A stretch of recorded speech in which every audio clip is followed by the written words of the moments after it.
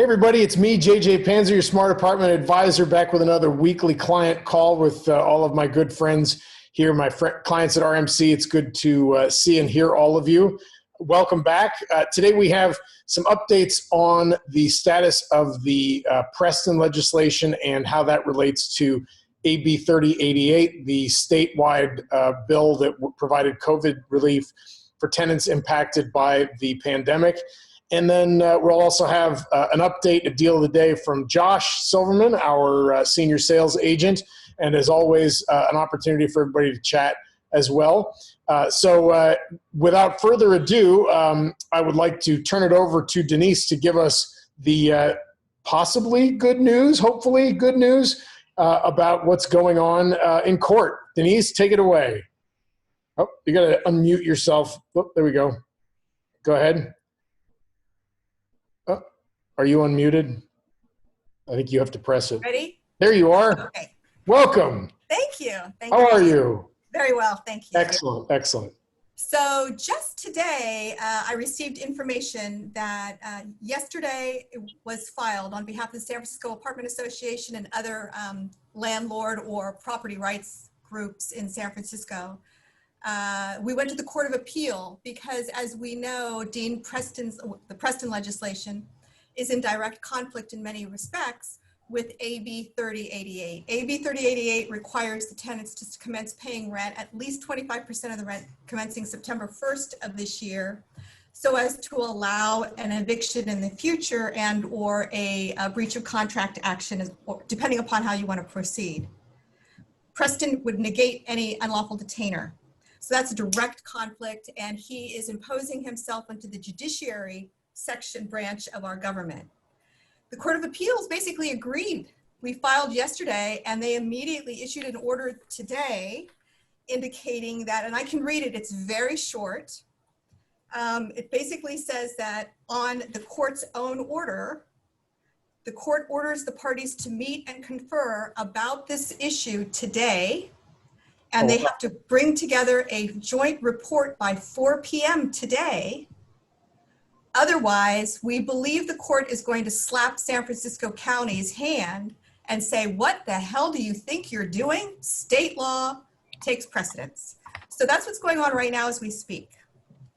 Wow, that is big news, and it should hopefully clarify some of the issues and allow us to go by the same rules as everybody else in California and the same details. And I suppose legislatively, Dean gets credit for having acted faster than the state of California. And, you know, he probably won't, but he can withdraw this without necessarily looking too bad because he did it faster. I think what's going to happen is that there's going to be some negotiation. Maybe some of the Preston legislation and the laws and the rules, regulations, et cetera, will be maintained. I don't know. I get that feeling. Just a general sense. Yeah. But we'll see. We'll see. Yeah. And as I'm sure everybody has heard, he's also introducing other legislation to take effect in March, which, you know, so. Interesting. Yeah. Okay. Yeah. Well, at least that's good news for now. And it's not necessarily good news forever, but it will help us get through the rest of this year and the early part of next year, knowing what the rules of the road really actually are, as opposed to sort of guessing which rules we should be following. That's right. So that's good news.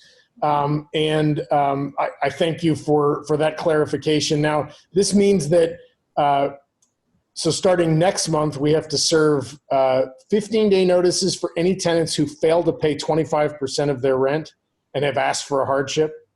Correct. Well, we have to serve the notice by the 30th, the information notice. The information notice. And if any tenants have not paid or have been delinquent in the payment of rent from March of this year through basically August of this year, they kind of get a do-over based on this notice. And the informational notice. And then commencing September, they have to pay at least 25%. And there's, as we know, a very particular process ongoing through February of next year. Okay. Well, that'll at least get us to a point, maybe, hopefully, we'll be able to see people getting back to work a little bit, I've had some conversations with my my retail tenants, my commercial tenants, and various businesses, saying that things are very difficult, and they're barely able just to break even on a daily basis, and they're trying just to stay open to avoid being closed. Right. And hopefully, people will be able to stick it out. I can't believe it. We're in almost the final quarter of the year now. And, nothing has changed, and it's really going to be based on people's ability to feel comfortable out in the world, given the hazards of the pandemic and of the virus. So it's going to be tough times, and we just have to continue to stay cautious and caring at the same time, to preserve these relationships, hoping that they'll persist beyond all of this. So it's difficult stuff. Well, thank you for the update. So I guess, what is it? It's almost 4:00. No, it's 3:08. So hopefully by 4:00 we'll know more. And if any big news comes out, I'm sure the apartment association will let us all know, and then I can certainly share that with our members. And just a PSA for the apartment association, the group on whose board I currently sit as a director and have done so for a number of years. If you have not joined and you're not paying dues to the apartment association, you should, because you will get the ongoing updates from them.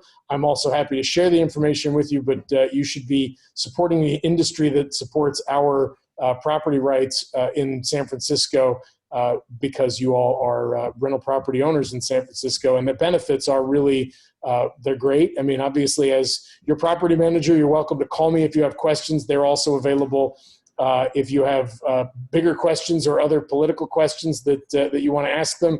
And they have a great magazine, and it's well worth getting to stay up to date on what's going on in the industry. So with that, if anybody has further questions about politics or what we're up to these days, please go ahead and raise your hand. You can put something in the chat or let me know.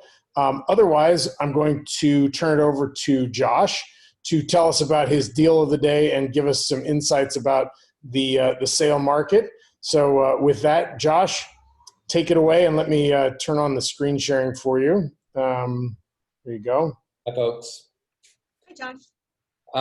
So I wanted to start with relaying a conversation I had with a development consultant that I'm working with, to get his take on what's going on in the market. And it was interesting what he told me.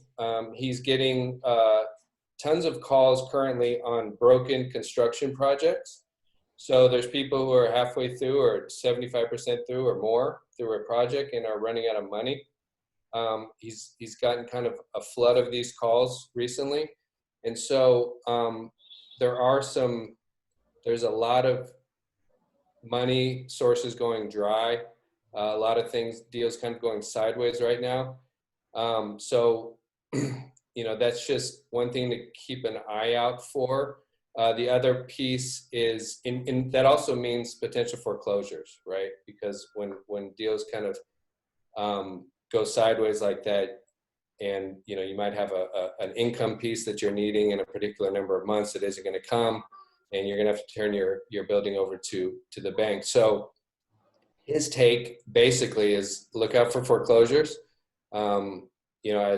It's sad and unfortunate, but these things. His feeling was that we are going to see more foreclosures popping up. It's going to be a little more similar to 2008, 2009.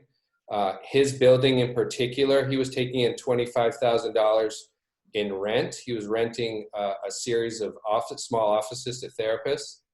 He is now taking in $5,000 in rent. So he went from 25 to 5. His deal, so his building is actually in trouble. He has a development piece attached to it. So he's part of that world where it depends how much government support is going to be the only way to kind of get through some of this stuff, and it's somewhat unclear. So anyway, that's kind of his take, and I just wanted to share it for whatever it's worth.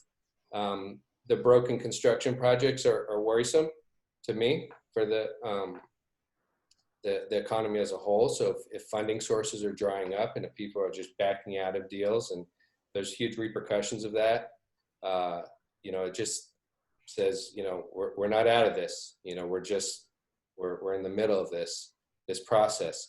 That being said, I'll move on to the opportunity that I wanted to share. Let me do a share screen here.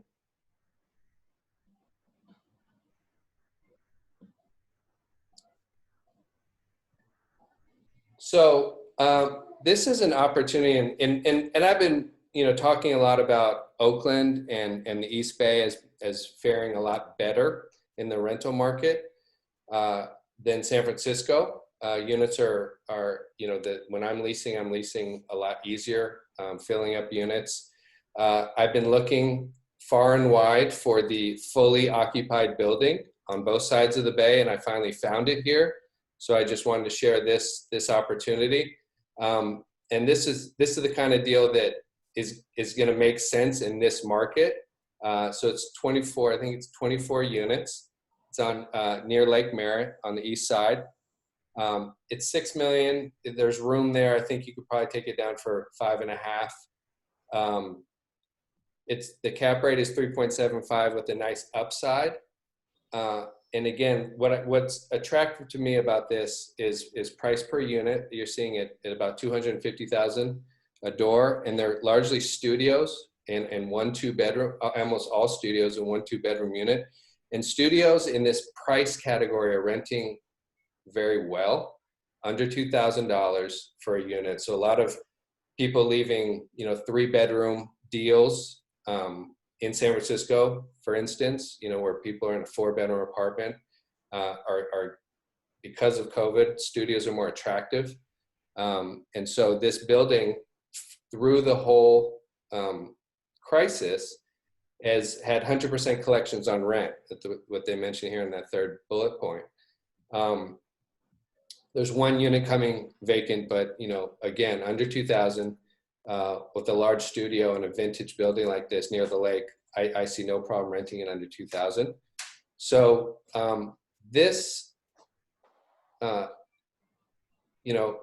taking a look at the rent roll again, if you look at the current rents that it's taking in, 1,200, 1,087, 1,113.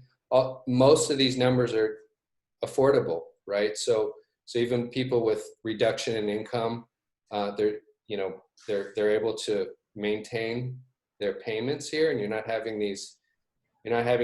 didn't have a huge outflow of people. You're not having people who aren't paying rent. So it's a stable asset. I think the cap rate is too low. I would be going after that price pretty aggressively. I think you definitely need to be in a 4 cap. But I was excited to see, countering, my more kind of bleak analysis on the front end there.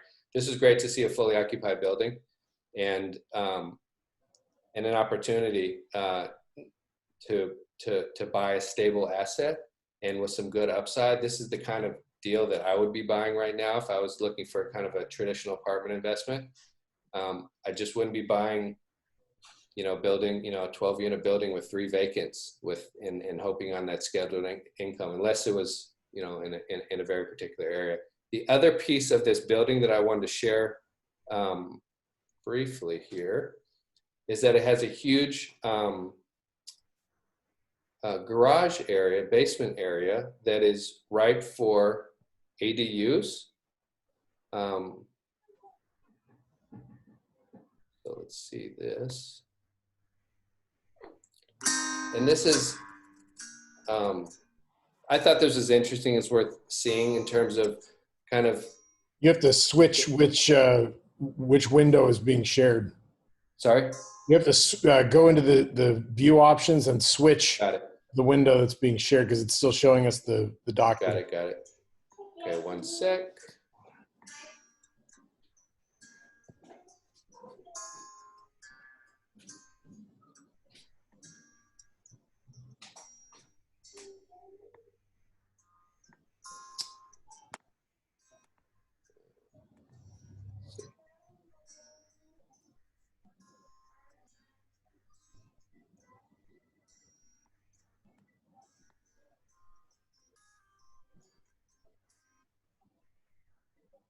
Are you able to see that?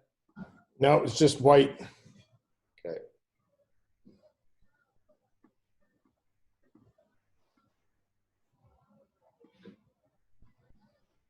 How about that? That looks better. Okay. You can see this little short video? Yeah. Okay. So this is, again, like ADUs. I'm very bullish on adding ADUs to your building. You know, I've been studying the pricing on doing this and building these out. So this is, they've done the analysis and they think they can add 6 ADUs in this basement. And so, you know, for me, Oh, wow. looking Yeah. at this, you know, that's terrific upside. Even with that, they said they've addressed the height limitations in the analysis. So again, this is a building that, you know, fully rented, stable, good, decent cap rate, upside on the existing rents, and then all this space down here to build into. So this is kind of hits all the check boxes for me in terms of what I'd be buying into. And I think it's a nice opportunity. You know, there's going to continue to be more and more of these kind of deals coming available, but this was a nice one. What, so you mentioned that you're feeling like studios are renting well in the East Bay. And what do you think is driving that demand for studios in the under 2,000 range in the East Bay? So I think there's a lot of roommate situations that are breaking up. Okay. And I think that a lot of people, you know, if you're in a 2-bedroom unit and you're paying and you're dealing with COVID and you know, a lot of roommate situations, they're in couples or best friends, right? There's people kind of paired up. And so I think there's nervousness around COVID and to get safer and have your own space. And then, you know, if you, in under 2,000, I think is, you know, manageable for a fair income. So I think you're seeing a lot of that. The smaller units to me are much more attractive right now. Yeah, I mean, what we're seeing in San Francisco is the smaller units are a little less desirable because people are looking for a little more space, and the pricing is coming down, and so they're going. You know, the best units I'm finding are units that are good size 1-bedrooms with a little extra space that allow people to work from home. And the roommate thing, you know, people are definitely concerned about it, but it is the thing that seems to be breaking up the roommate households is people leaving town here. Yeah. And so I can definitely see how in the East Bay, the effect might be different, that, you know, people are thinking, well, you know, I live in the more affordable location now. And so I just want to find a different place where I can have my own space as opposed to having roommates. And that definitely is a concern, you know, oh, who did my roommate bring home today? You know, Sure. Absolutely. They're going to make me sick. So, yeah. So anyway, that's what's going on. I mean, I think, you know, in San Francisco, it's kind of more of the same. I'm just seeing the sellers are stubborn. Sellers are being stubborn right now. They're holding on to 2019 pricing and buildings are sitting. And, you know, that's just going to be the way it is for a little while. People are out there looking for a deal right now. Yes. And landlords are being stubborn and holding on to 2019 pricing too, which, you know, if you're well capitalized and you can take the hit, it's a short-term disturbance. It may be a long short-term disturbance, but in the grand scheme of things, it's a short-term disturbance that people are looking at and going, well, you know, I'd rather take the vacancy time and see what this market looks like when things get better. You know, that would be preferable. Antonio has a question, and it's sort of a piggyback to a question I was going to ask you too. What is the timing of getting ADUs like that built? And also, what was the budget that they were citing? You know, dollars per unit or dollars per square foot that they were thinking they could accomplish those 6 ADUs with? I didn't talk to them about timing. So in Oakland, permitting right now is very, very slow. Yes. So, you know, this same consultant that I was talking about earlier, he's building an ADU in his garage. Build time is a month, month and a half.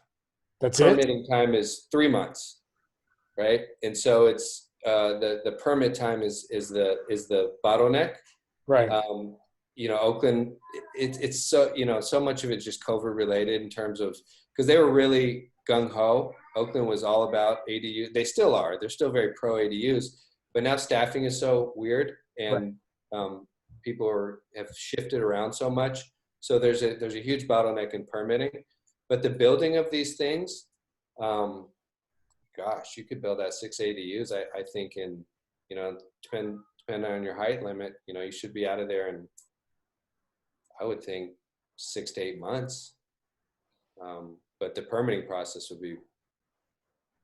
is much more complicated. That is difficult. And I saw some low pipes in there. I thought my dad's mentioning as well there, you've asbestos covered heat pipes for the boiler system that are going through that space. Those have to be, the abatement's not that complicated. It could be expensive, but the interruption to the system will be problematic. I'm sure that can be done. That's a technical issue, not a big issue. Yeah.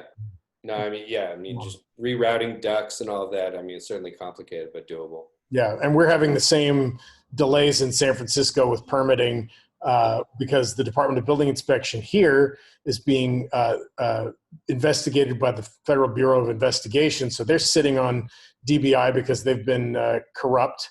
And so everything moves really, really slow with DBI here. And I've got clients who are dealing with, the expired deadlines on their seismic retrofit projects, and they can't get inspectors to come out and look at their project to sign it off because they're done. And it's just excruciating. Wow. And they've got, the dual problem of one hand doesn't know what the other hand's doing over there. And so they're still getting notices of violation from the Department of Building Inspection, even though the problem is that the work is done and no inspector can come out and inspect it. And close it. It's just Kafka, like, everything else in San Francisco. Yeah, I'm finding on my project in Oakland, I'm able to get inspectors out and do their job, which is great. But I'm just hearing from everybody who's trying to do something new. Right. That's where the problem is. Right. So they're able to keep the ball rolling on the existing stuff, but when it comes to getting anything new done, they're completely locked up. Yeah, it's just kind of a mess. Yeah. Well, that's an interesting one. I like that idea.